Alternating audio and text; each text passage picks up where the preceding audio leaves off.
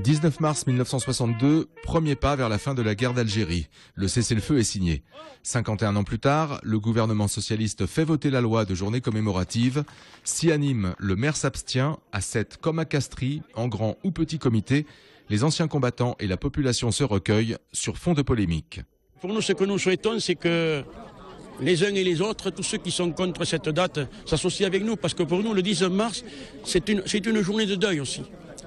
Alors qu'on soit mort avant ou après le 19 mars, c'est comme pour le 11 novembre et le 8 mai. Les morts d'après sont honorés le 8 mai et le 11 novembre et nous honorons leur mort le 19 mars.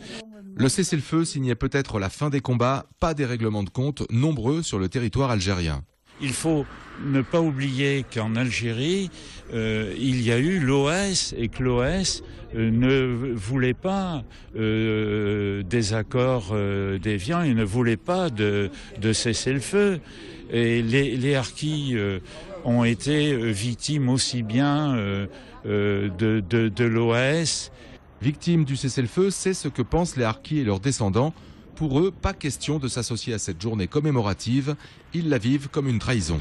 Moi, mon père, il a combattu, il a pris son fusil pour se battre pour un pays qu'il aimait et qu'il a trahi, qu'il a désarmé. De 1954 à 1962, le 19 mars, il y a eu en gros 30 000 victimes sur le terrain.